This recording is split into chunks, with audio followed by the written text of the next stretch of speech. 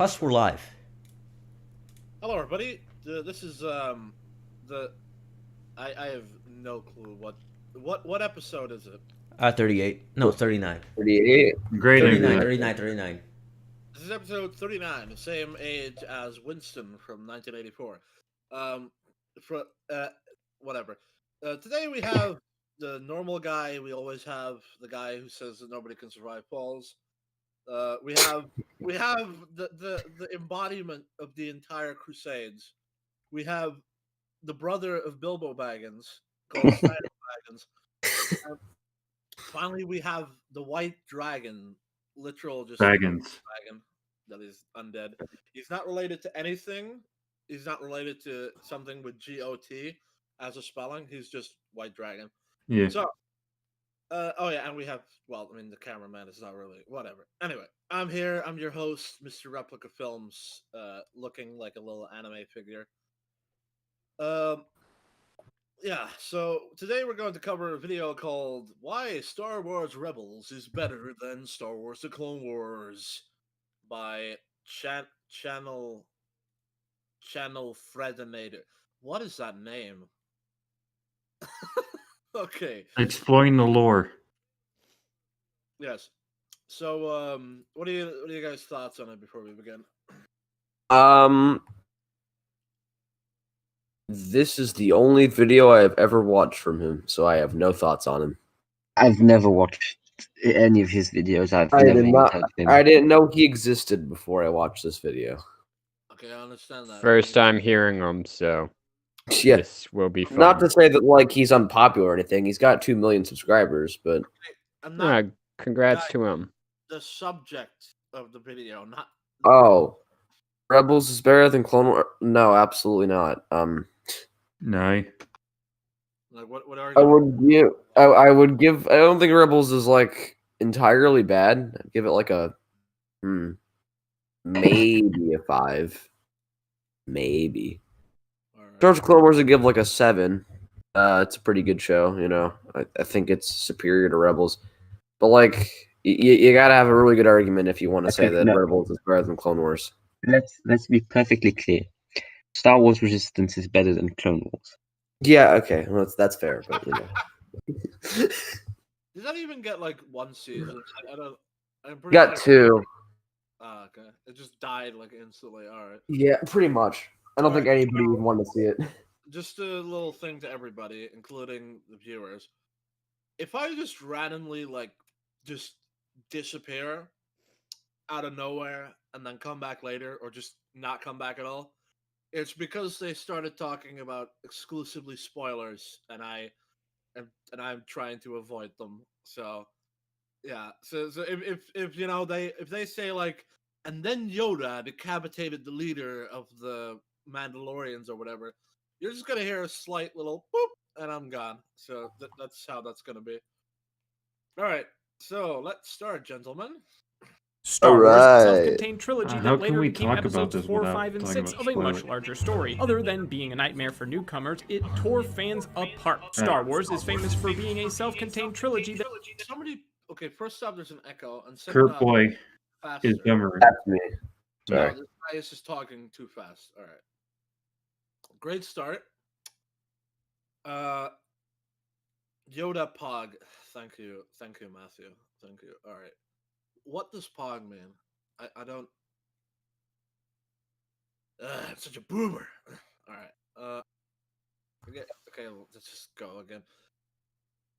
Star Wars is famous for being a self-contained trilogy that later became episodes 4, 5, and 6 of a much larger story. Other than being a nightmare for newcomers, it tore fans apart. Some people like the prequels, and... Did he just skip out in a sentence here or there? Yeah, he did. That's the only Sir, I think you have a hole in your script. You just unlike blah blah blah, this thing tore a hole in the franchise. Now what am I talking about? Well, you'll have to hear another 2 sentences for me to explain that. He didn't even want to say the word prequel. It was just Prequels. 2.5 billion. Oh, don't say the P word. Which is kind of hilarious because these people defend the Mandalorian and Rebels, even though they are essentially quote unquote pre-shows of like the original trilogy and sequel trilogy. I would say Mandalorian's closer to a sequel of the OT than a prequel of the ST. Oh yeah. I mean, it's only I 5 mean- years after Return of the Jedi. Yeah, but I'm just showing like their kind of hypocrisy. It's true. I mean, well, let's hear what he has to say about this cursed trilogy. Quite a few others, to put it mildly, want to forget that Jar Jar Binks ever existed. I'm sorry it ruined Star Wars for you people, I really am, but you don't get to complain until I get Knights of the Old Republic 3. You want to talk about how midichlorians hurt you? Let me tell you about how watching the Exile go off into deep space and then hearing nothing hurts. Similar disagreements lies with fans. That's Fair true. enough. It did hurt never getting Knights of the Republic 3. Jar Jar's not all there is to the prequels, so you can just go fuck off. I think he's basically trying to say that like people are just too hard on the prequels and that they should be concerned with more important things like not getting KOTOR 3. I mean, it's fair. Not getting I mean, KOTOR 3. like even back when I didn't like the prequels, I would say that not getting KOTOR 3 is more of a concern for people. Mhm. They weren't such shitbags about the other movie, then I'm pretty sure was KOTOR 3 tied to George Lucas selling it? No, yes, EA took over and they were like, no KOTOR, let's make Star Wars Your Republic. Oh, there you go. And then hearing nothing hurts. Similar disagreements lies with fans of the Star Wars animated series, with Star Wars Rebels being pitted against the Clone Wars. Hey everyone, I'm Tim with ChannelFederator, and today we're comparing Star Wars Rebels to Star Wars The Clone Wars, the 2008.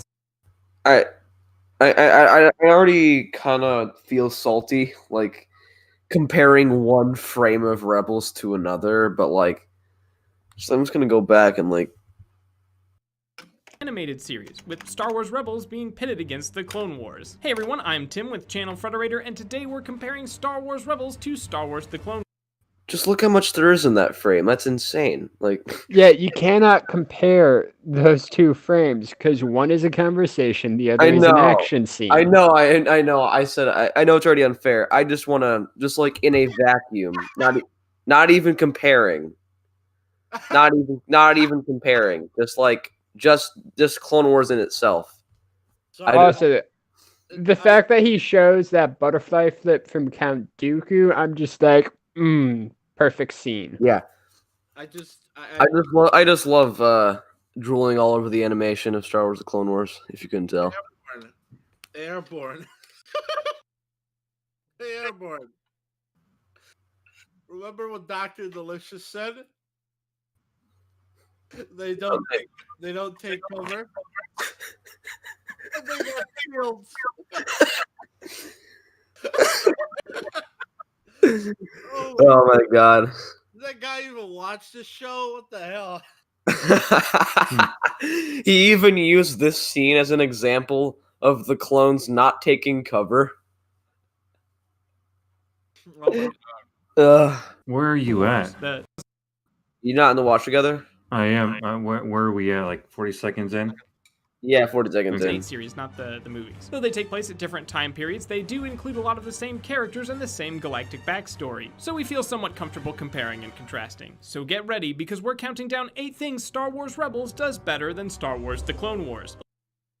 Oh, this should be good. Wait, I thought it was 9, but I'm not alright. entirely sure about this, Get but started. I noticed that some of the stormtroopers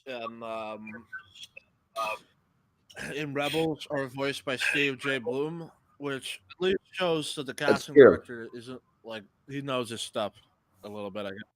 Yeah, Steve Blum plays like everybody in this Yeah, show. and also the fact that both shows were headed by Dave Filoni, so. Oh, so wait, is Okay. Steve J. Bloom in the Clone Wars as well? I don't think so. I need to check this. He probably is. Like, I mean, he's been in like everything. Steve J. Bloom, Clone Wars. Please tell me. on. Oh wait, there's Wikipedia. That's actually better. Well, he's definitely. No, I don't think he He's is. got his own Wikipedia. All right, let's see. He is in. Holy shit! All right. Oh. So he's in. He's in a lot of Star Wars content. Like all the games. Empire and War, Jedi Outcast. I love this man so much. So great. Resistance, Mandalorian. He's in the Mandalorian? Is he an actor? Yeah, Or is he just a voice? I think he might. I think he might just be a cameo or something. I don't remember. Everybody His plays. are in the chat for Steve J. Bloom. R for respect. Yeah, he has a cameo. Oh, he's like in real life. I didn't know he was an actor on top of being a voice actor. That's pretty cool. Everybody. I think his Yeah. cameo was in episode 4 of season 2, because he was one of the X-wing pilots. Oh, the Well, I guess he is not in the Clone Wars. Wow, that is a miss right there. Started. Maybe he's not credited or something. Number 8. The stakes are higher. Rebels comes between the two. Really? The what? The stakes are high. Well, I gotta hear his Between the two reasoning, I Complete guess. Wars trilogies, while the Clone Wars comes between episodes of the first chronological trilogy. Because of that, in the Clone Wars, we know exactly who lives, who dies, and who disappears from the story before you ever watch the first episode. Obi-Wan. Wait, what? What is? We know who disappears from the story. What? That's not a. That's so basically he's saying we know who lives, dies, and disappears from the story. Disappearing from the story offers state or the choice between disappearing from the story or dying is already incredibly high choice because I mean Ahsoka Tano, Asajj Ventress, Cad Bane, Hondo Ohnaka, every single clone trooper that isn't Commander Cody or Commander Gree. Oh yeah, Rex could die. Yeah, Rex easily could have died until Rebels came along, of course. Let's see here. I mean, it's like watching the Mandalorian. What if these guys watched the Mandalorian? Like, oh, this person didn't die because we watched the Mandalorian. Like seriously, I mean, there are so many new characters in Star Wars Clone Wars, and the choice between them either living or dying is incredibly high stakes, even if they're not part of the OT or Revenge of the Sith. It's definitely high. At the very least, it's high stakes for the show.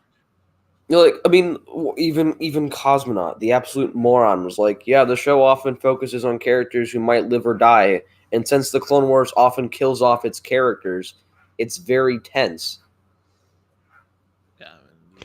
The Clone Wars held that concept a lot better than Game of Thrones did. Mm-hmm. You focus in on a character, and then you kill them. Yeah, I mean, I would argue that the main cast, with the exception of a couple characters, I won't spoil anything specific for Replica, are pretty intact. Even the new main cast, but there's a lot of moments where prominent characters that I thought had no chance in hell of dying died, and it was crazy. Should I mute myself and then just let you guys talk for a bit, or? We don't really need to get into specifics, just to establish the point. There are stakes in Star Wars Clone Wars. Characters that you might care about will die.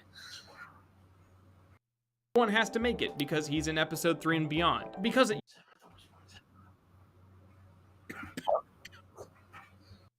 Continue. uses mostly from trilogy canon, they have the thickest plot armor imaginable. The crew of the Ghost, by and large, doesn't get that luxury. So yeah, we know Lando and Darth Vader make it, and the Organa family has to have some survivors, and R2 and 3PO survive, but not. What was his whole point in the first place? I don't understand. Lando and Leia are in Rebels. All right. They make pretty minor appearances, yeah. Actually, those are pretty good. There was a pretty good rendition of Leia, I guess. Well, that was a pretty dumb point. A little stretched out here. Yeah, he looks more like his Ralph McQuarrie concept art self. All right. I don't know. I think it's kind of hard to compare the shows because like the Clone Wars is known for murdering off prominent characters, whereas Rebels, I think it delivers its characters a good amount of plot armor in order for them to survive, and I think that can lower the stakes in many ways. Yeah, there are a few there are a couple episodes in Rebels where I'm like, wow, I'm surprised Disney even went there. Yeah, that's true. There are some scenes where I'm like, okay, they're taking risks, and they're making me feel for the characters a bit. But I think throughout pretty much all of season 1, most of season 2, and like half of season 3, I'm like, oh yeah, they're not gonna die. Whatever. Yeah, where like best example would be the Umbaran arc. Oh, I was talking about Rebels specifically. Yeah, but with like Clone Wars, Yeah, it's like characters died left and right, and they took a lot of the storytelling risks with the characters, put them in situations that you weren't sure they were going to make it out of. Like very, very bold stuff. That's probably the most intense arc of the entire show. Yeah, probably the best too. Mm-hmm. Mm-hmm. Not necessarily all in one piece. Other than that, though, pretty much everyone's on the chopping block. The entire crew of the Ghost, Agent Callus, Ahsoka, Hera's father, and all of the characters that made it. Did you realize that? You You can say the realize same that thing about the Clone Wars. Yeah, Ahsoka could die in the Clone Wars too, or could have died in the Clone Wars. And there are multiple times in the Clone Wars where you're just like, well, she's dead. Yeah, I mean they even play this one moment in season 2 where it's like I genuinely thought she was just dead. Like, oh my god. They would they had the music, they had the sound design, the characters were like had these shocked looks on their faces. And, oh, okay, they're alive. Thank God. Out of the Clone Wars alive. Hondo Ohnaka made it out, but he isn't around in episode 4. Maybe that's because he's off trying to beat Han. Yeah, but Hondo wasn't also alive in episode 3, so he could have easily died in the Clone Wars. Yeah. You see why this becomes a problem very fast? No, not at all. Totally not. Kessel Run. Maybe he ran out and he was summarily executed for his crimes against the Empire. Or the Rebellion could have killed him. That's another thing that totally could have happened. Sure, we know the Rebellion has to get... Okay, Just has that still frame.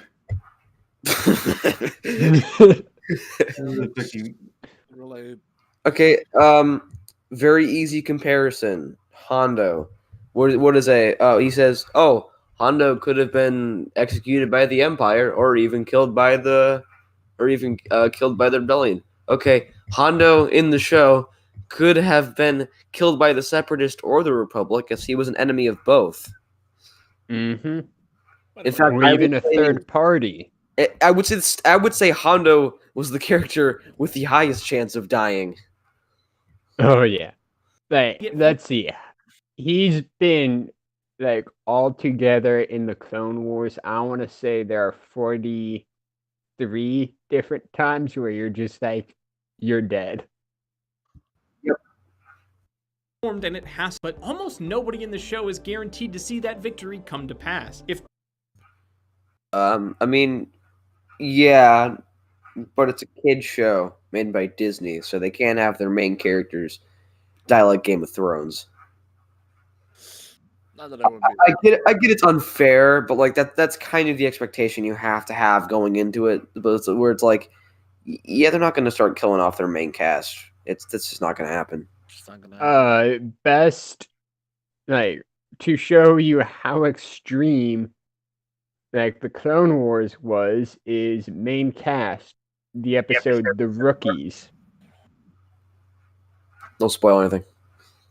I won't, but it's just yeah, Clone Wars doesn't care if you're a main character or not. Yeah. Yeah, I still remember thinking that, how the fact that Jedi die in it, like that one guy got tortured by the blue man with the hat, Cad Bane. Yeah, that dude. That really you know, like that really solidified that series as like solid to me. Dave Filoni and his team harbor any George R.R. Martin tendencies, they'll have every Well, they do, but they can't have that in this show. opportunity to loose, and that makes it way more exciting to watch. Number 7, it does a better job tapping into nostalgia. Let's not pretend this one. James Earl Jones comes back to play. This one might actually have a decent point, but not really, because the references in Star Wars: The Clone Wars are actually incredibly clever. Yeah. Also, let's take a look at what he means by nostalgia. Yeah. He means referencing the original trilogy. So the Where if you I'm getting are a major fan, flashbacks from TFA. Darth Vader in Star Wars Rebels. You can pretty much open and close it right there. I mean, not only is the character and his design iconic, he has the most iconic breathing condition of any character in fiction history. Okay, the will you Clone stop Wars had fanboying? many Jeez. talented voice actors, but to see people like James Earl Jones and Billy D. Williams making appearances again is just outstanding. Seriously, when's the last Okay, it's good that they voice their own characters, but I mean, Yeah. like, not to insult the excellent voice actors that tend to dub over other characters. I mean, not dub over, but like replace them in the show counterparts. But like, that is kind of what you should reasonably expect. Like, not that it's unreasonable to not have them, but you know, like the guy who voiced Anakin in 2003 Clone Wars and the 2008 one. That's not Hayden Christensen. Well, it could have been him, but you know, it's. I mean, it's a good thing that they did it, but it's not. Oh, yeah, I mean, I would have loved to have Hayden Christensen play him in 03 and 08. That would have been a I godsend. don't know why they do that. Or the guy who played Kenobi, that guy is excellent. He's just excellent. JT, yeah, he is like the perfect replacement for Ian McGregor. He was It's like god tier. Ewan McGregor, but like all the good parts. It's amazing. Mm-hmm. Yeah, crazy. By the way, just something I have to put out there, okay? Like, I know that Vader breathing is iconic, okay? But I have to just point this out. It's the same shit over and over and over and over again. It's probably not even James Earl Jones. Yeah, I mean, is his only point going to be that they have legacy actors? Because if so, it's kind of stupid. I mean, can't you just point towards the clones? Their voice actors? From a voice acting standpoint, the Vader breath is just a like 1-2 second sound clip that repeats forever. I don't even think he's a wonderful embodiment of James Earl Jones doing that. It might be, but it just like it's just very simple. Like, not that you know I would want it replaced, but you know it's probably stock sound effects. If I'm gonna be Vader. honest. He's a wonderful embodiment of the power the dark side possessed. He's so awesome that Kylo Ren is basically just his fanboy. When anyone Fuck. Oh. No. No, Kylo Ren is a man going through a midlife crisis. Pretty much. Isn't he like 30? 30 life crisis. 30 years old. He's going through his midlife crisis. You know he fucked up then. When he even mentions the side, most people think of Darth Vader. And another point in the nostalgia's favor is how the lightsabers are done. If they look really thin and odd to you, it might be because you've seen a lot of the covering remastered versions. ChannelFederator's, The lightsabers in Rebels are actually kind of amazing. Okay, so just gonna tell you this immediately. These are just opinion pieces. I don't give a shit about the original outdated bullshit version of Star Wars. And it's not the outdated version of Star Wars. It's just concept art. Yeah, and also here's the thing: in the very original, the lightsabers were flat. Oh, that's actually not bad, but it's just funny to think about. Like I was imagining the Luke cutting people apart like pancakes. Well, oh yeah, George Lucas, Yeah. child. yeah. The lightsaber was It was pretty. flat and wide. Look, I'm Yeah. very Well, sorry. Yeah. it was a white beam without any color. I'm very sorry. How Miss- does the sword turn? How This does the is sword turn way into too thin. breadsticks? This is just way too thin. Like it's absolutely pathetic. Leaders are rendered Even that is thinner than spinning around to give the same This looks a lot like episode 1. light effect that the original Oh yeah, there's a lot of references to episode 1 in that scene right there, or a couple, I think. Oh hey, it's the outdated version of the movie. had in the original trilogy. That is on a level of nostalgia very few even attempt, let alone succeed at. Number But 6. why would you do that when the better, newer version Yeah, is like? there's like actually everything else there's is like this really interesting conversation that George Lucas and Dave Filoni had, but in season 2, episode 10 of the Clone Wars, there's this like there's remember like the monster chess from A New Hope, the Dejarik table on the Millennium Falcon. The with all the little when, Yeah, I'm Chewbacca forgetting and- what that game is called. Yeah, it's called the Jarek, I believe. That's what Dave Filoni. That's how Dave Filoni pronounces it. I don't know. He's got some odd pronunciations for some things. So, you know. Yep. Don't take my word for it. Okay. So essentially, like he talks about like he had this whole he had the animation team like simulate stop motion animation to sort of match how it moved in A New Hope, and then George Lucas comes and sees it, and he's like, "Yeah, I like this, but why not have the animation smoother now that you can make it smoother?" It's just like that's kind of an interesting question. It's like Dave was like, "Oh, we just wanted to simulate it how it was like in the OT," and then George's like, "Yeah, but you can make it better now." And Also, it just makes so much sense because, like, in the game, it's in an establishment area such as like a bar, so it has constant upkeeping. Where on the Millennium Falcon, it's a personal ship. yeah, well, in episode 10, it's in or season 2 episode 10, it's in Cutler Quain's home, but then there's another one in season 3 episode 7. Assassin, where Ahsoka and Padme are playing on it, and it's still got like the stop motion animation. Pretty much. But George is like, why not make it smoother? And it's like, yeah, they like, probably could have, but you know, I don't think there's anything wrong. That's something I find to be kind of cool about George is that he doesn't have that. You know, like after we watched Retro Blasting's video, I kind of I've been thinking about it more and more. You know, what does it mean to preserve a film and all that?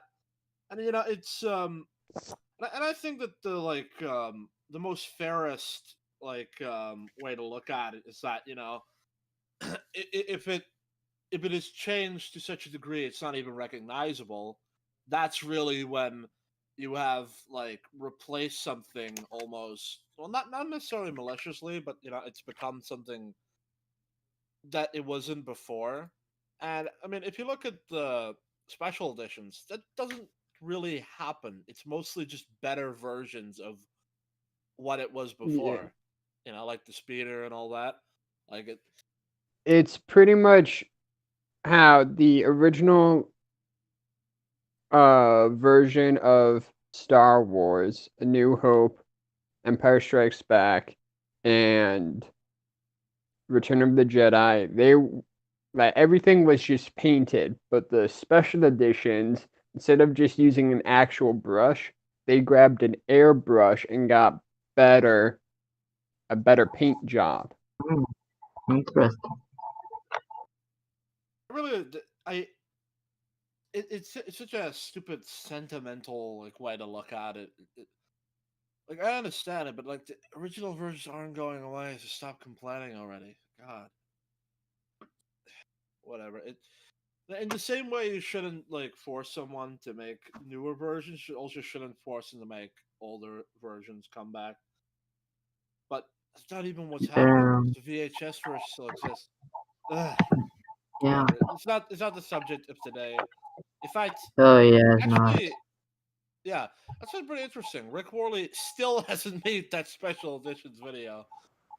Oh no. I've got a lot of That stuff is going cool. on because his prequel video took like an entire year to make, but he's also been like doing other video essays like his Woody Allen is Innocent video.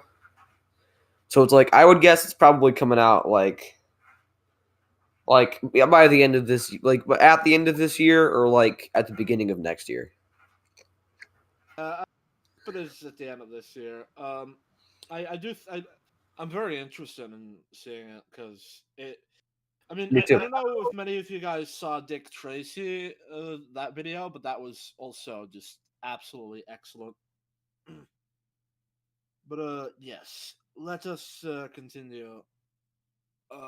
Where is it? Oh, there it is. Okay, let's go. It nails the Star Wars aesthetic. When you talk to No. Star Wars fans about the look and feel of the prequels, answers can be a bit divided. While the sequels do have their fair share of supporters, probably people who are fan of big lightsaber fights, a lot of fans find that the prequels don't have that Star Wars look to them. This Well, they're stupid. They're stupid. Yeah. Like, Pretty What much. is your definition of Star Wars feel? after thousands of hours of argument on the subject, I can't conclude anything else. The other side, the people who think Yeah. it isn't are just wrong, like just dead wrong. They don't believe cows go moo. Like seriously. Is he gonna These are say all that the Clone subjective Wars things. copying I the don't style of the understand. prequels makes it bad? Because it better not. Oh. Also, by the way, did you guys catch that really sneaky like jab he did, where he was like, the people who like it. Mostly because they like lightsaber fights. Oh yeah, that's why I like the prequels lightsaber fights, nothing else. extends to the Clone Wars. It's set smack dab between two movies. Star Wars Rebels is closer to that look a lot of Star Wars fans were looking for, as it mostly tries What are you talking about? to It's- use designs by Ralph. It's I mean, smart I like movie that shot also. specifically right there. Like, it's a cool shot. But Star Wars: The Clone Wars, not only is the animation absolutely incredible, but the especially in like from seasons 4 to 7, but like the aesthetic of it like matching the prequels so well and like having all these different environments, it's super cool. The fact that you would dismiss it just because it looks like the prequels is kind of insane. I mean, the prequels Saying that's are stupid. Star Wars, so like the prequels are probably more Star Wars than the OT. If we're gonna be honest, Pretty Right. much.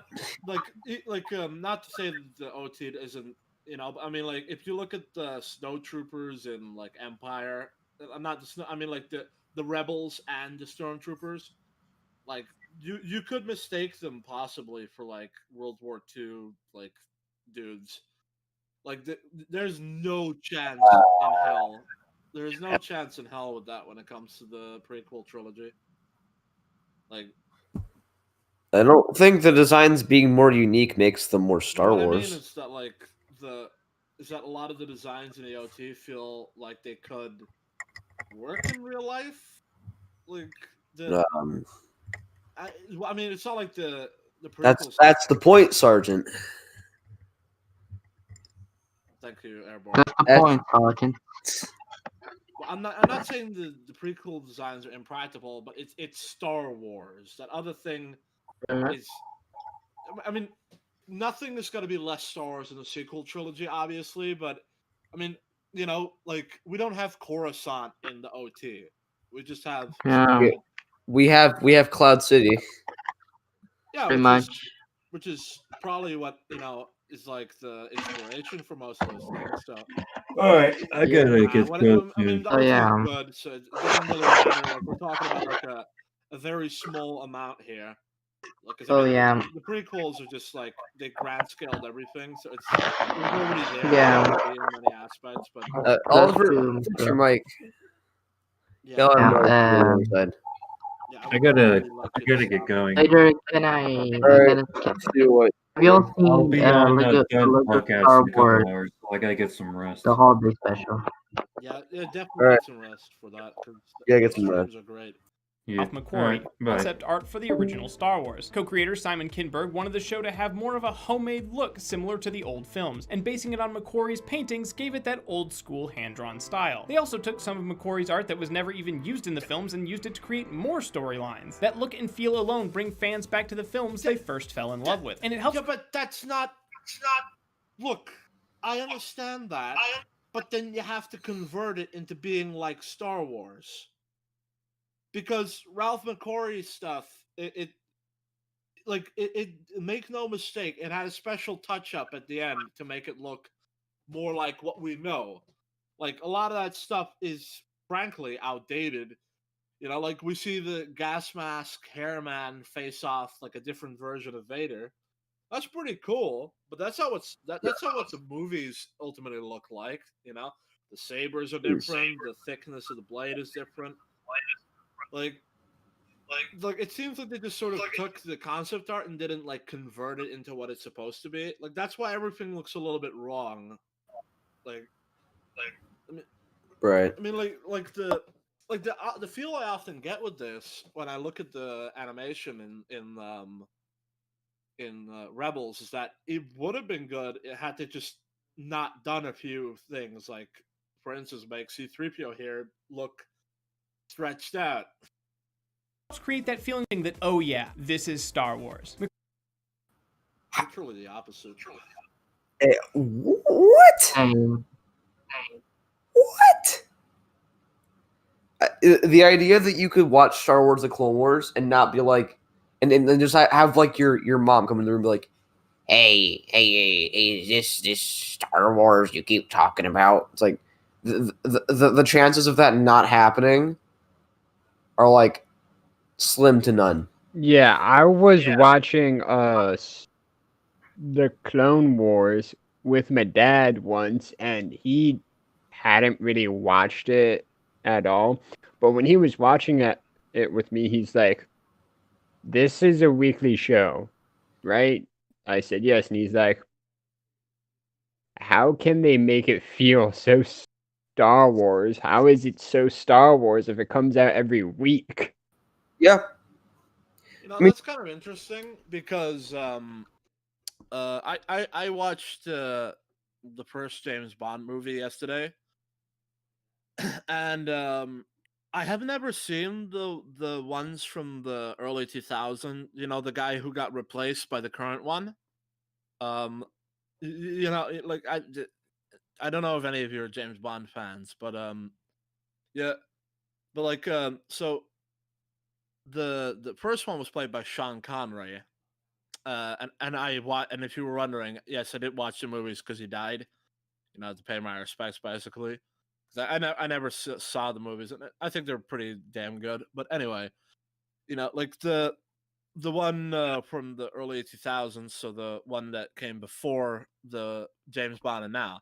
Yeah. If you look at him, like I'll show you a picture real quick, then you would almost say that he looks more like what you would expect James Bond to look like than even Sean Connery. Like there's a certain like aesthetic thing that you can get where at some point it starts to look more like it than something else. And you know, in this I'm pretty sure we concluded earlier, Airborne, like and I'm not talking about like earlier this podcast, but a long time back, that you know, people who latch on to Empire and say it's the best one, you know, in spite of Lucas, like they probably don't really like Star Wars all that much. You know, It's they kind of look down on it.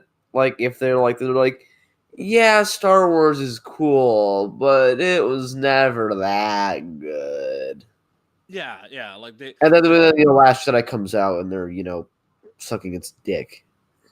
Yeah, exactly. Like it's I kind of feel like it's that sense where the hold on, here it is right here. Yeah. So like the one in the here's the three James Bond. There's three. I assume these were like the first three major ones. Well, like the guy to the right from the early 2000s, that guy's like perfect. The one to the left is almost perfect, but like that guy to the right is almost he like when you hear the name James Bond, the guy to the right, like he feels more James Bond than even Sean Connery to the all the way to the left. Because there's a certain look and like Yeah. it's hard to it's hard to describe, but it's that sort of like feel you get. And like I think that Sure. a lot of people misinterpret probably the feel of Star Wars. Because like when I look at the prequels, I'm like, this is Star Wars. That's probably why I almost kind of insulted DOT. Because like it's not like DOT does not feel like Star Wars. It's just it's not as defined in the sense that it like it's how do I put it? Fair enough. Like in the same way that George Lucas got more creative control, he also made it look more like he wanted it to, and that made it more. Well, that's just because of the increasing Oh, yeah, technology. Sure. Yeah, I mean that's also a lot with it. Like, I mean, Yeah, it's kind of hilarious how people say, "Oh, the prequels are bad because of all the CGI," but yet they praise like the Marvel movies because of the CGI. The effects are so good. Look at them. Well, yeah, what is it? Nader Tot said about was that his name? Was it Tater Tot or Nader Tot? It was one of those two. He said basically said he said yeah, the prequels created a beautiful world to their CGI for us to get immersed in. Marvel CGI'd hair. yeah, I'm very sorry for you, Airborne. I'm sure that Civil War is a good movie. Civil War is a fantastic movie, but I will admit it's a very visually blunt film. No, I mean that like the MCU will probably be looked back in history as some corporate crap. Probably. That's what Well, I meant. especially It is Captain pretty Marvel. popular, but it's going to go down the drain during Phase 4, I can assure you. Oh yeah, Yeah. absolutely. I'm sure Mahler will be able to keep some dignity towards the first few things. Yeah, just look at this lineup for a second. Like I don't know if you could show this for a second, Lupus, but like that guy to like the second furthest to the right, he looks more James Bond than all the other ones. Yeah, I mean, but just like with the Clone Wars, I mean, you have the clone troopers, you have the battle droids, you have the lightsabers, you have Coruscant, you got Naboo, you got where else do they go? They occasionally go to Tatooine. You got the Double Suns. Like I have no idea how you could ever go. You have Felucia. Yeah, Felucia. I think they even go to Cato Nemoidia once. God damn it! Fucking. Actually, they go to Cato Nemoidia twice. Yeah. It sucks, child idiot. The prequels are not stars. That's because Marvel CGI is actually good and has a relevant application. Do you ignore him? He's just memeing. hell, man? Well, it says in his name, he is a child idiot. Can I Loved just by get rid of? fans, so seeing it used in Rebels feels a lot like coming home. Number 5, the morality is a lot more complex. Morality? No. The story is both desperate and exciting. In Rebels, we see a world where the Jedi and dark side start to mix. Ezra wants to use the powers of the dark side for good. In the Clone Wars, the Jedi were still Has an this man established not organization. seen the Mortis arc? Has he not seen Ahsoka's final arc? Has he not seen Obi-Wan Very much Undercover? Has he no. not seen the Umbara arc? Has he not seen Okay. Fives' final arc? Has This he is not seen This is Padme? very, very vague. But I remember, just very small, but I remember that there was like this moment in the Clone Wars where they get to this like castle where there's this old man and he's got a daughter and a son, and one of them, the daughter. Yeah, the Mortis arc. Oh, so I knew it. That's what that was. And like the son kills his, dad kills himself, and son shows that he's not completely evil. I don't remember barely. Yeah.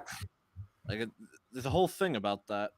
Yeah, I mean, like, Sundered Blips, if anybody remembers him, came on to the Discord server and said that Star Wars The Clone Wars had absolutely no moral ambiguity, which I find incredibly insulting, because not only could not provide any evidence for it, he just literal dark side son goes up to his dad and is like, "Oh no, you die," and he's like, "I knew there's some good in you," and then he stabbed him.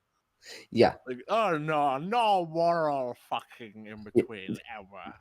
Yeah, that's ridiculous. By the way, and especially when Thunder Blip said that Rebels was a better show, it's like, okay, so more ambiguity must be one of your qualifiers. hey, Airboard, What? Want to have your soul tortured? Not really. Did you know that Confused Matthew made a video about the Clone Wars? I did. He made one about the Clone Wars movie. We could cover it sometime. If these people just start talking about fighting, I will end them.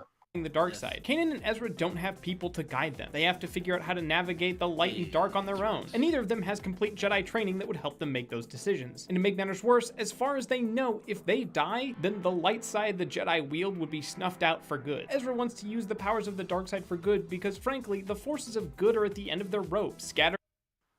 There are characters in the Clone Wars that want to use the dark side for good. I mean, Anakin often teeters the line between light and dark to save the people he loves. Yeah, he definitely does. Like, are you? Or I don't know. I feel like you're kind of making up like a whole. Like, yes, the concept of Kanan and Ezra not knowing what to do during Rebels and that could cause them to go dark. That's an interesting concept, but that doesn't really happen in the show. Besides one small, like 4-episode little tangent in episode 3 or season 3. Like, he's just kind of making up like the whole moral dilemma that doesn't even occur in Rebels. They're disorganized and unable to communicate, and they're used to scraping for whatever they can get. So when Sith knowledge presents itself, it's not just a question of good and evil, but survival. And their survival is constantly called into question. The Clone Wars tapped into good and evil mingling as well, but it was at a higher, more abstract level. What the fuck? What the fuck is this logic? Alright, so they did what I said they did, but they actually did it better, so my tiny pea brain could not understand. Actually, I used the wrong voice. So my tiny pea brain couldn't understand it. Here it's more obvious, so it's better. What's going on here? I don't know. Okay, so like not saying that just because it's abstract means it's better, but that actually sounds way better. Like, he might be referring to the Mortis arc, probably. I feel like, I don't know, I mean, despite what Blip says, I think Star Wars The Clone Wars is more intelligent with how it presents its moral ambiguity versus Star Wars Rebels, which just like, do you want to do bad things or do you want to do good things? Good things, because I'm good.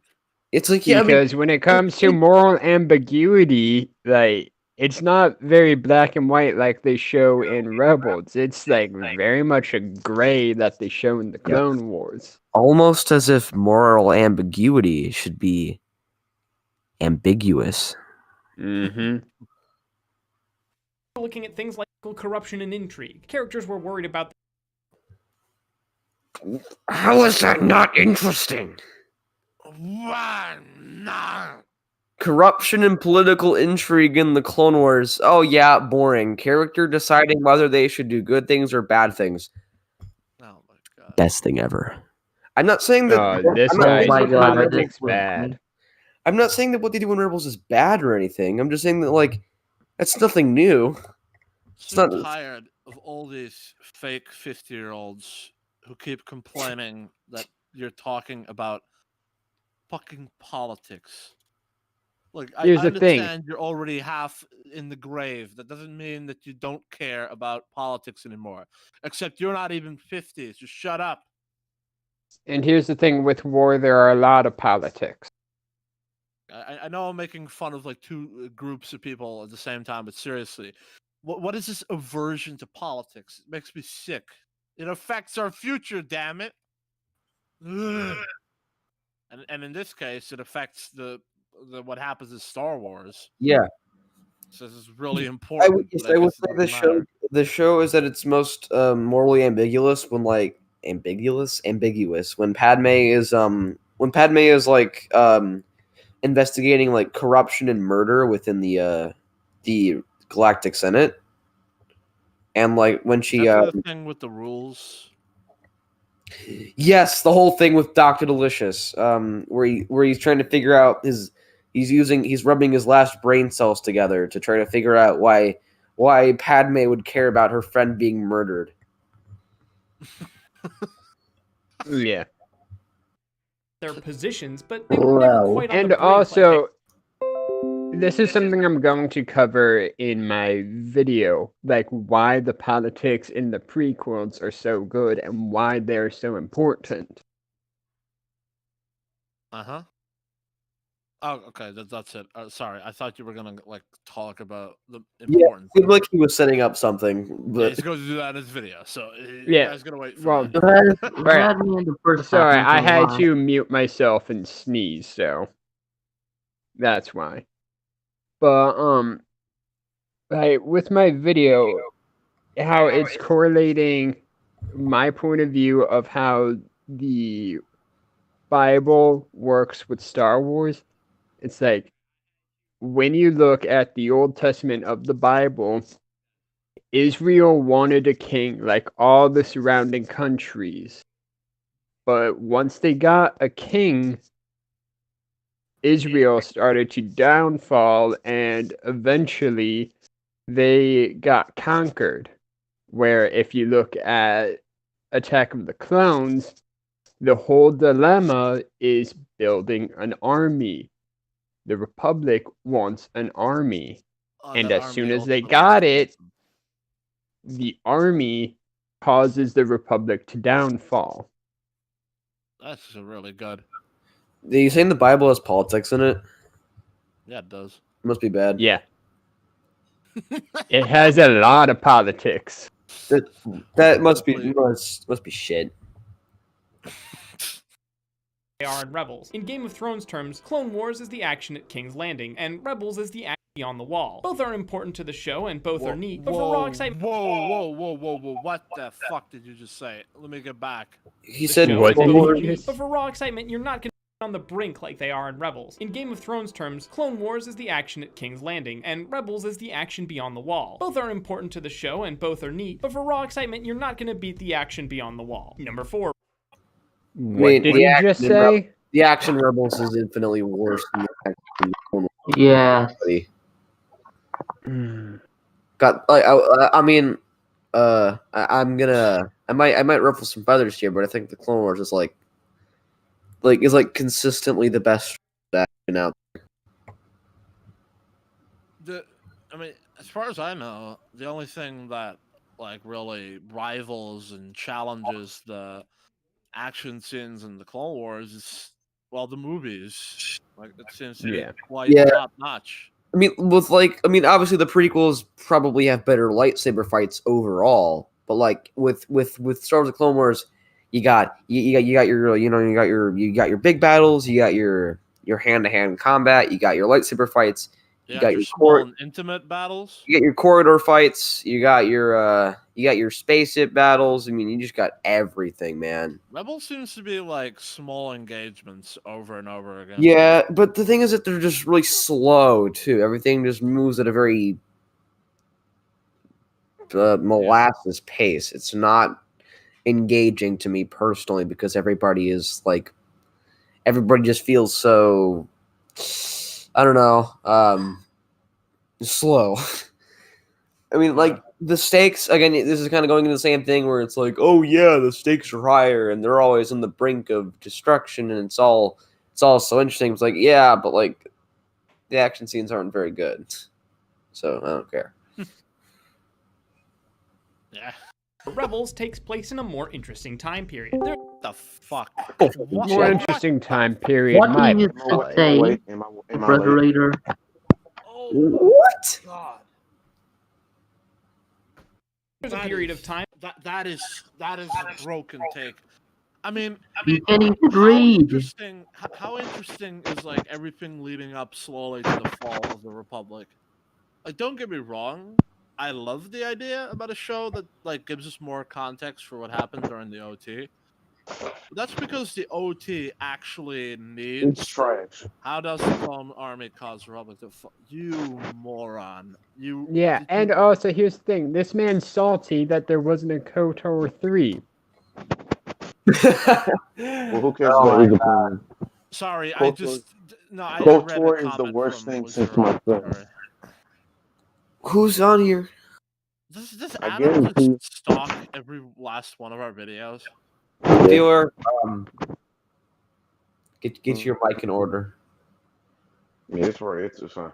I fixed it. Let's see here. What was I gonna say? As somebody who vehemently defends the OT from Replica's heresy, the prequels is a more interesting time period. Is more. You're goddamn more right. going on, more characters, more plot, more world building, more interesting concepts being explored. Just More if you action. think the OT is more interesting, fine, but you better have some really good evidence to back it up. Well, I would love to see like more about the time period from the OT because frankly, like it's very interesting, but I just don't know what there's not enough world building in the OT. What made the There's not even that OT much. There's time? not even that much interesting stuff in the expanded universe for the original trilogy. This is really where Empire Oh. fails for me because instead of like doing an interesting like thing where we see where the rebellion is and everything, we just follow Han and Leia trying to escape shit. So Also, the thing that made like the OT time period so interesting was like all the George Lucas extended universe books, like the Transcendency, Yeah, the pretty Yuuzhan much. Vong. oh yeah, indeed, like absolutely. Oh boy, yeah. And by the way, I'm not saying the OT is bad or anything. Like the world building in that is still superior than like most things ever made. So it's just we don't get important story bits that we just kind of have to infer heavily, and I'm not a fan of inference. So yeah. Each movie that goes untold. In the past, other media served to fill these gaps, such as comic books, video games, and novels. In the Clone Wars, the story is set. Why the fuck did you show Lego Star Wars? It was probably a joke, but still. Yeah, probably a joke. But it's still pretty much stupid. It showed like all the Lego Star Wars games at once. Whatever. Before the Jedi are raided and killed off. The Clone Wars is set before Order 66 from Episode 3, Revenge of the Sith. Everything's set in stone. Star Wars Rebels. What do you mean everything? Wrong. Oh. We've already debunked the idea that Hey, there are no stakes in Star Wars. Ahsoka lived. You know what I thought was gonna happen? I thought What'd you Anakin was think? just gonna decapitate her right there and then. Like, I didn't know how it was gonna end up. What the fuck? Did I already My tell them retard how ass what I just realized it's not Monday.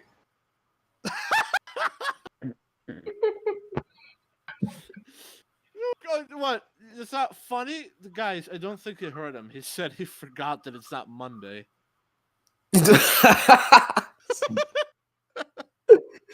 Oh my god! Right, welcome back, White Oh, Dragon. Hi there. To be That's fair, kinda I am a funny. zombie. Kind of So. retreading on the old. He's kind of retreading on the same old ground where he's like, "Oh, the Clone Wars is all about. It's all about the The thing characters is, surviving. We already know who's gonna live and die." He's regurgitating what people think Star Wars or Clone Wars would be. It's funny because you can Since we pretty much already say know the what same happened to thing about Anakin the- and Oh, Obi-Wan. God. Don't for talk the to each trilogy. other. Holy shit. Since we already know what happens to Anakin and Obi-Wan, Cody and all that in Revenge of the Sith, people will think that there would just be no stakes. But the Clone Wars introduces a lot of new characters that keep you invested. Characters that are in an expanded universe and are extraordinary in a show like Fives, Echo, Rex, Ahsoka. Hondo, Bane. Cad Bane, Ventress. Like, I mean, there's so many new characters actually, and he's basically saying, "Oh yeah, since the Order 66 hasn't happened yet, the entire show is set in stone. But we don't just explore the Jedi and the clones. We get like We get like stuff with the bounty hunters, with the criminal underworld, with the Galactic Senate, with like other planets and their political struggles. Like I don't understand why you don't understand that the Clone Wars has stakes.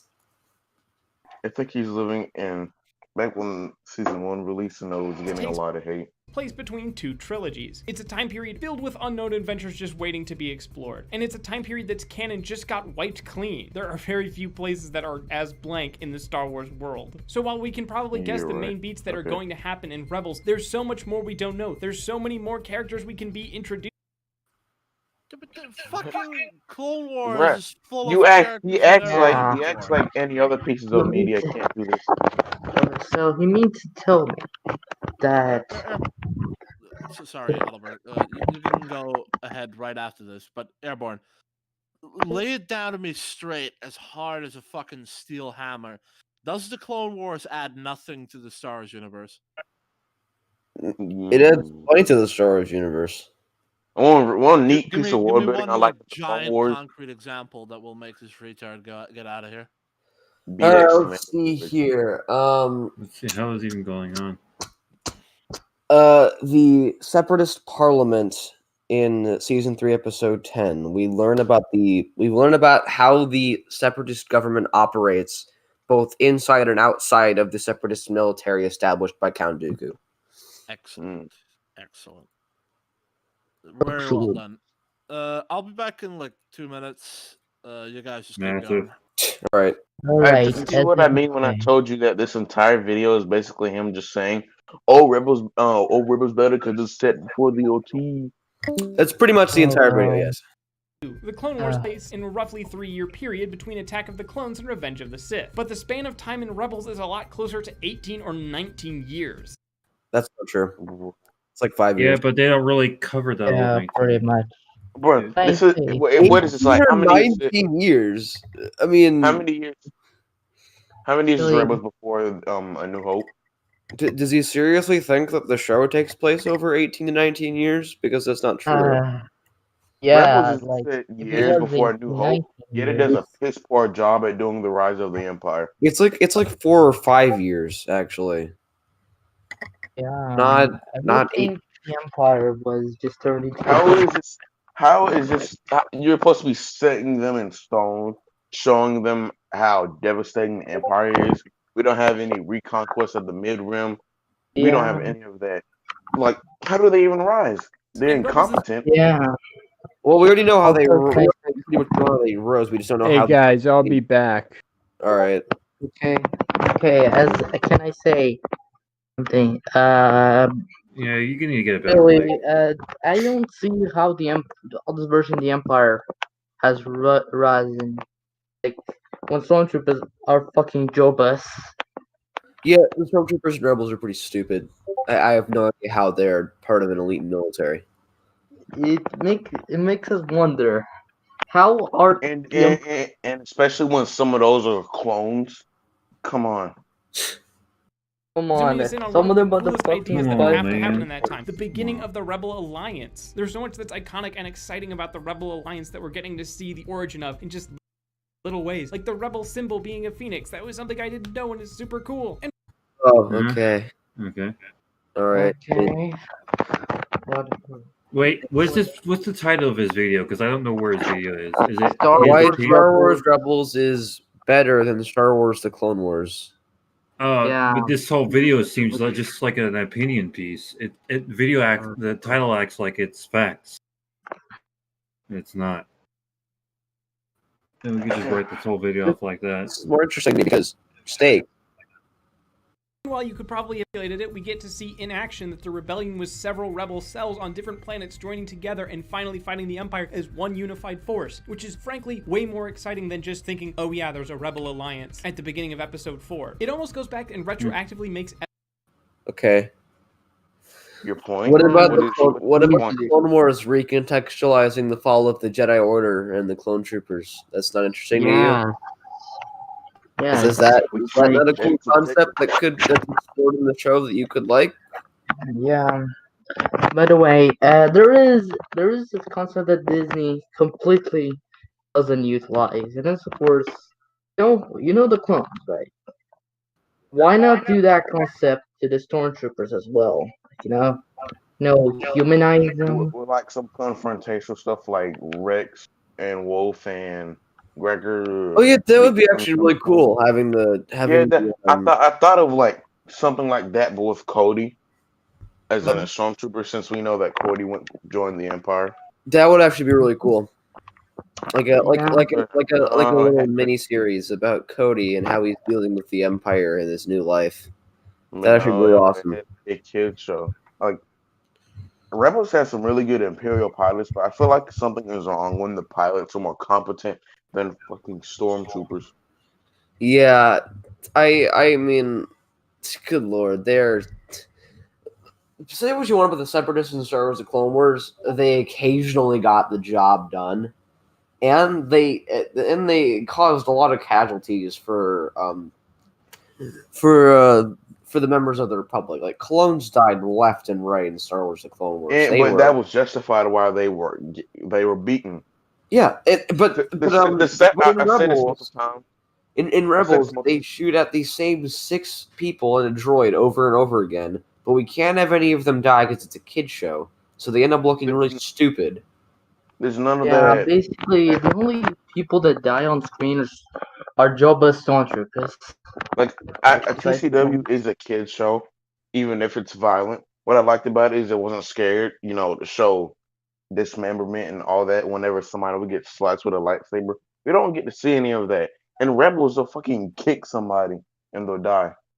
They'll cut their blaster and then just punch them and kick them and they just die.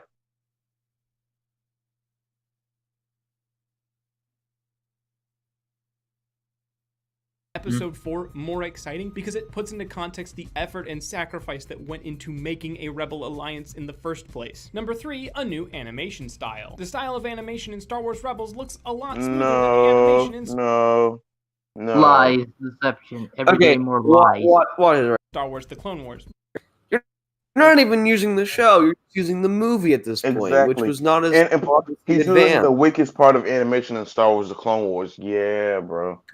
Though actually, animation in Star Wars: The Clone Wars evolved a lot over its run. Part of the problem comes from budget, and the other part comes from learning. Budget? You realize that Star Wars: The Clone Wars had a higher budget than Rebels and looked better because pretty much. It had George Lucas wanted the show to look very cinematic. In the directors wanted the show to have a very cinematic, a very well edited, well paced, very kinetic. Yeah, I really feel. like I really like how Star Wars: The Clone Wars gets a consistent feel of the movies, like Attack of the Clones and the Phantom Menace. Like the shots on average, in Star Wars: The Clone Wars, the average shot is roughly like 4 seconds long, versus in Rebels where it's like 7 seconds long. It's like they want the show to move a lot faster than just. And remember, Rebels ruined that scene of Ahsoka leaving the Jedi Order. That perfect ending. Yeah, and the animation is like.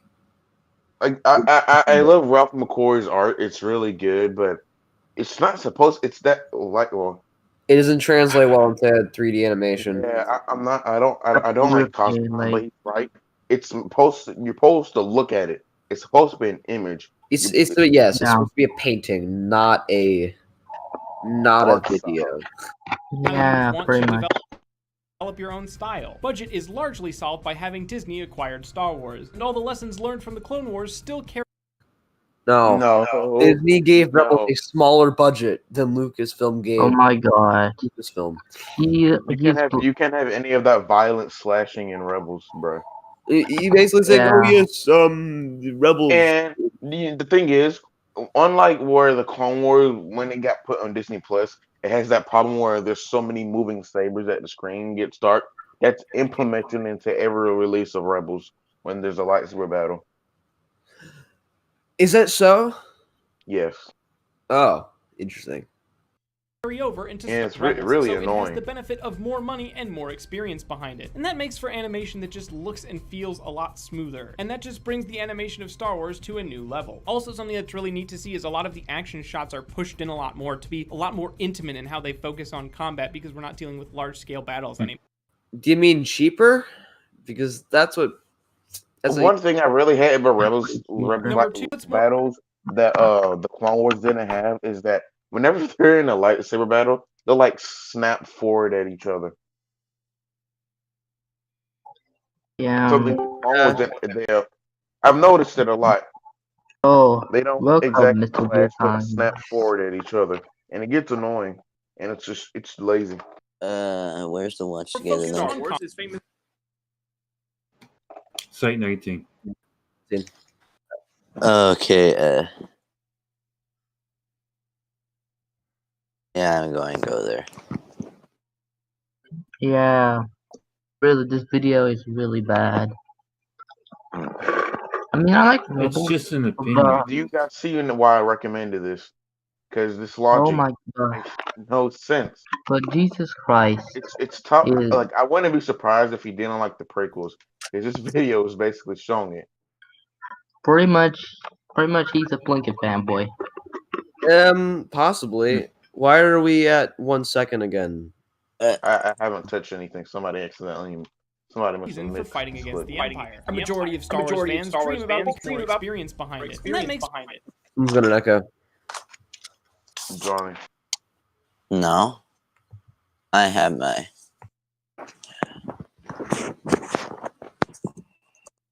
for animation that just looks and feels a lot smoother, and that just brings the Yeah, it is you. No, I don't think that.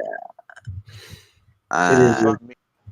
It's not me. I have my headphones plugged in. No, it's Johnny. What do you mean? You got an echo. What? You have an echo. I was really hoping for Rebels to. I want to be mad if Rebels borrowed from the expanding universe. Okay, well, I'm just. When Vader will be hunting clones that disobeyed Order 66 or even helped Jedi escape, killing commandos, all that. Could you imagine a confrontation between Rex and Vader? Man, that would be amazing. But no, yeah, that'd be something. But do you know how much filler Rebels has compared to TCW? And TCW had good filler. A lot of Rebels filler. The Clone Wars, by definition, can't have filler because it's not a linear story with an end goal. Oh yeah, you're right. You're right. So it's not really a fair comparison, but like yeah, Rebels has a lot of filler, a lot of unnecessary filler. Like I'd say almost 86% or 70% of the show. I would say 75%. I would say 70% of the show is filler, and with 30%. That's bad. You should at least have 20% filler. Because it's good to have some filler in episodes to branch out from the main. Yeah. But this show, Rebels, does not do it right. animation of Star Wars to a new level. Also, something Wrong. that's really neat to see is a lot of the action shots are pushed in a lot more to be a lot more intimate in how they focus on combat because we're not dealing with large-scale battles anymore. Number two, it puts more. I don't think it's a good thing. Usually you want your action to be shot wide, so that way you know what's going on. And it feels really good. Yeah, I mean, like seeing Count Dooku do a barrel roll. Like, despite it most probably making an inconsistency, the Anakin versus Dooku fight, Anakin and Obi-Wan versus Dooku fights in the Clone Wars are really well animated. Yeah, and they're always shot really wide so you can see all the awesome moves instead of having the camera pushed in. No, none of those special saber forms like Makashi that Dooku uses. Yeah, none of that. I actually was kind of hyped for the Grand Inquisitor, especially since it's voiced by Jason Isaacs. But my hype was killed when they killed him. I like the payoff, but they killed him off way too early. Common people. Star Wars Rebels shows us that not only do Jedi save the universe, but common people do as well. After Order 66, most of the Jedi are exterminated. This leaves the Rebels to fight against the Empire without much in the way of a Force arsenal. Even though the odds are stacked against them, the Rebels still fight. Each character has their own unique reason for fighting against the Empire. A majority of Star Wars fans dream about becoming a Jedi, but defeating the Empire came off the hard work of a lot of unlikely normal people. In The Ghost alone, we have a broken droid, And the Clone Wars doesn't do this? Okay. You can pretty much just turn his own arguments against most of this, feel like. Yeah, I don't... I mean, the people in Clone Wars don't have motivations Yeah. for fighting against Did he even watch the show? I'm really wondering if he even watched the show or just watched scenes on YouTube. Yeah, I honestly feel like he never watched the Clone Wars, because if he did, never this video never would have been made. All of these criticisms are subjective too. They're all Yes, subjective. like even if he was right, it doesn't damage the quality of the show. Droid, an ex-soldier, the last Padawan, a Force-sensitive boy who looks suspiciously like Aladdin, a graffiti artist, ace pilot who all come together in a beat-up Normal person, ace pilot, that doesn't really mix quite well. Yeah. Alright. Okay, whatever. cargo ship strapped some guns to, and somehow they prove themselves against the Empire. Star Wars Rebels proves that you don't need a lot of midichlorians to be a hero. Number 1, Does this Star guy know Wars what the Rebels has expanded its own universe is? special place in Star Wars canon. It's in Disney canon. That's not special. Like, okay, I'm gonna tell you how stupid Disney canon is. It's so dumb that you know Revan, right? Revan Wright from KOTOR. Yeah. He's canon, but his story isn't. So we didn't even know what he looks like. We don't know how he is in canon. We don't know none of that. The comics are awesome. They won't even let KOTOR be canon. That's just how. Like, I really do not like the idea of somebody being canon but not the story, because it makes no sense. Yeah. If their stories in canon, then they aren't canon. Yeah, like Republic Commando. Why? Like the Delta Squad's canon because they were in Star Wars Clone Wars. But why isn't their story canon? Things that make Star Wars Rebels better like, than the Clone Wars. canon has some cool stories, but it's at least 80 or 70% garbage. It has a load of inconsistencies, downright fallacies, wrongdoings. It's a lot. Yeah, it's the canon. The I also love bad. how expanded universe comics beat the canon comics, because they even fucking like, what do you call it? Trace from other people. Something that the expanding universe didn't do. The Dark Horse comics were beautiful. Independent from the movie franchise as a whole. While the Clone Wars struggled to adhere to canon structures between Episode 2 and 3, Rebels played with the freedom of having a story based in a time. I can guarantee he doesn't even know what he's talking about. So is he saying that Episode 2 and 3 have inconsistencies? No, if he's gonna actually list some inconsistencies, wrong. I mean, yeah, it has some inconsistencies, like the amount of times Obi-Wan fights Grievous and the amount of time Anakin and Obi-Wan fight Dooku. Yeah, like there are some... but he's not listing though. He's not listing any of them. Yeah, I mean, if you were to if you were to venture and like say these are the problems that start with the Clone Wars and their adherence to the films, you'd have a point. No, I like season 4. I think it's kind of jarring that Anakin fights Dooku. Rebels has time travel. Remember, Rebels brought back time travel to bring back Ahsoka, despite her having 2 good payoffs. Right. Of complete in the Clone Wars, we saw the normal constructions of Jedi Masters and their Padawans and the state of the Republic, and we're familiar with those. What we haven't seen is the survivors who were left to endure. Okay. Oh my Order 66, or how the Rebel Alliance came from a grassroots movement. Star Wars Rebels became its own series with its own unique character. Rebels has done a much better job of having its own unique identity in this greater Star Wars canon. Ezra and the Ghost have earned their place. What?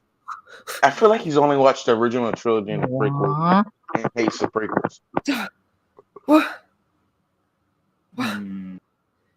Okay. All right. What? I mean,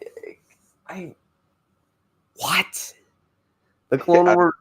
The Clone Wars doesn't have its own identity, not in its direction or its characters. One piece of world building I like in Clone Wars are ARF Troopers. ARF Troopers and BX Commando droids, because BX Commando droids are actually very useless. Rebels didn't introduce nothing new on BX droids. Why? I don't understand this man. Where does he get this idea? I think this is The what Clone Wars happens did a when great you're job too of much of an taking the OT prequels and theorist. adding more context to them, but Ezra and the crew of the Ghost earned their own place in the canon on their own merit, and that's something. So This guy know what? So- I really wonder. he literally Does he shows know- Hondo Onaka as like, oh yeah, this is context for the prequels, as if Hondo Onaka is an entirely original idea with its own stakes and like in his own motivations within the Star Wars universe that have nothing to do with the prequels at all. By the way, I really like Hondo and Naka in the Clone Wars. Rebels, He's pretty good in the Clone Wars. He's a good character. He serves his purpose. He serves his purpose really well. Yeah. Yep. Something that the team who made Rebels, which is the team that made the Clone Wars too, should be immensely proud of. And hopefully this paves the way for more. I know a lot of people have dragged on Rebels for how it treats Thrawn. Like I'd say, Thrawn's plans to get the Rebels are actually really good. The problem is how the Rebels keep fucking escaping. They still haven't died yet. Like he can kill them. Thrawn's not like incompetent on paper. It's just that the plot allows the rebels to get away. And as for no respect, he's smart and he's he's got a lot of character in Star Wars Rebels, but the show just won't allow him to win. More unique contributions to the Star Wars canon. Once again, my name is Tim, and I'd like to thank you for watching 8 Things Star Wars Rebels does better than the Clone Wars. Thanks, I hate it. We know that there are things that the Clone Wars does better than Rebels too, so let us know what you think of both series. Also, if you like this video, make sure to subscribe so you can see more videos I think about that your Star favorite Wars: The Clone Wars cartoons is a.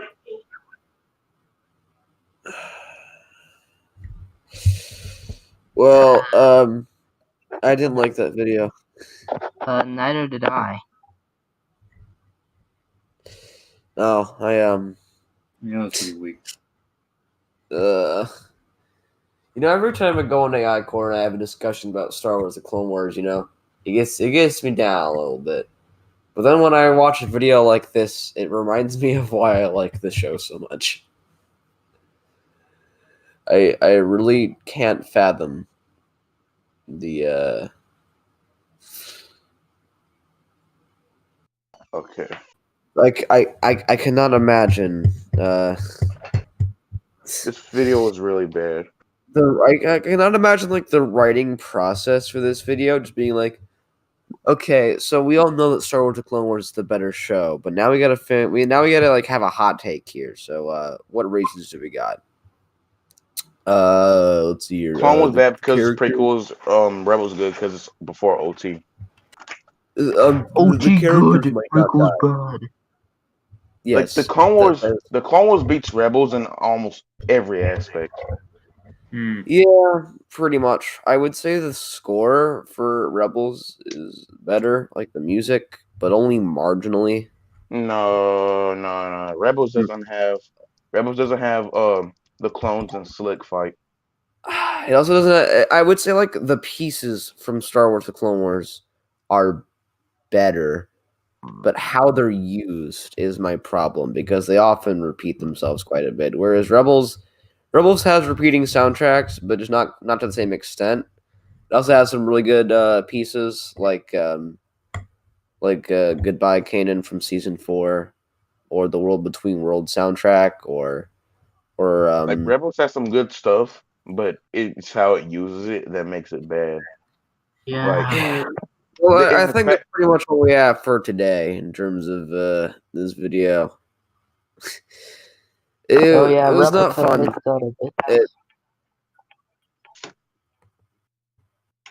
Thanksgiving Wysura wants us to cover his video now. No, your video is boring. No. Sorry. I want to cover that. So there's a video we can cover. Lucas, I think we're ready to end the stream. Okay, we can cover this video as well if you want.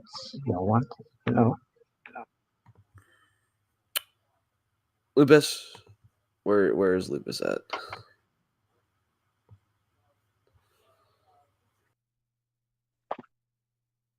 I have no idea. Amen. Yo, everyone, you think you can play some Minecraft after this?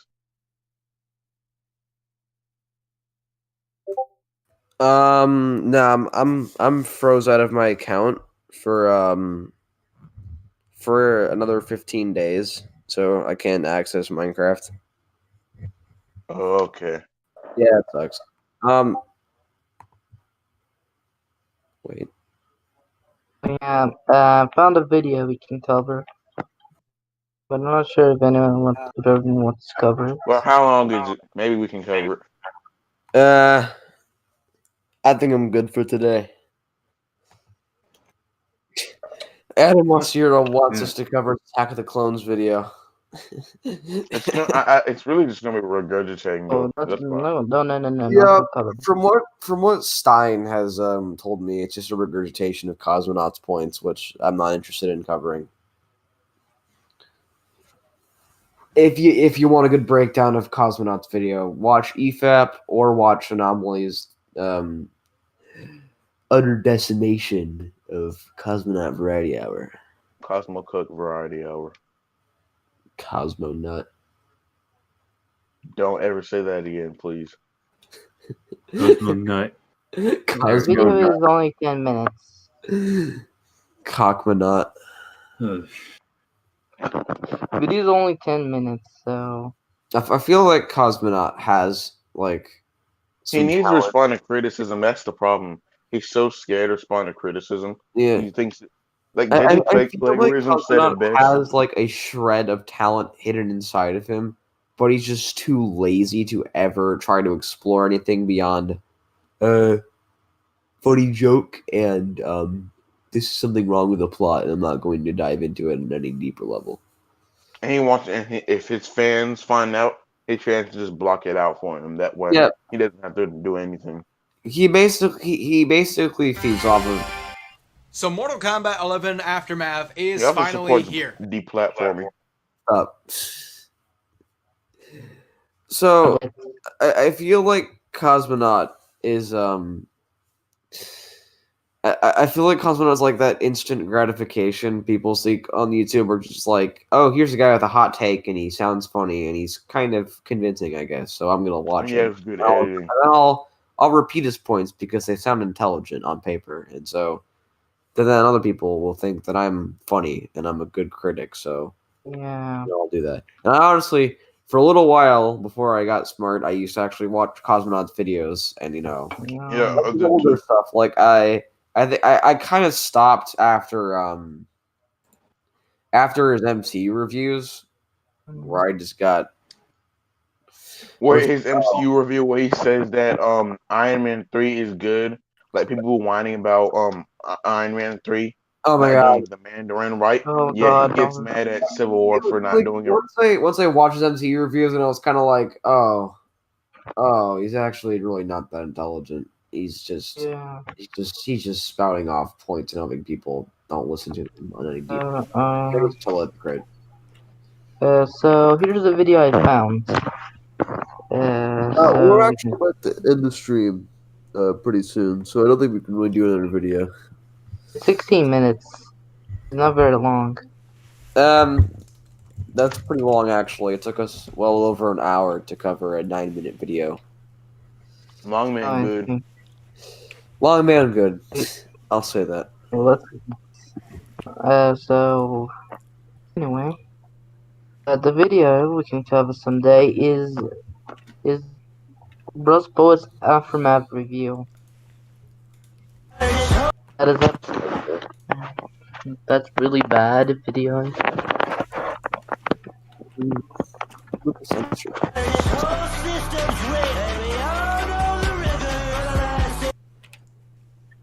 No.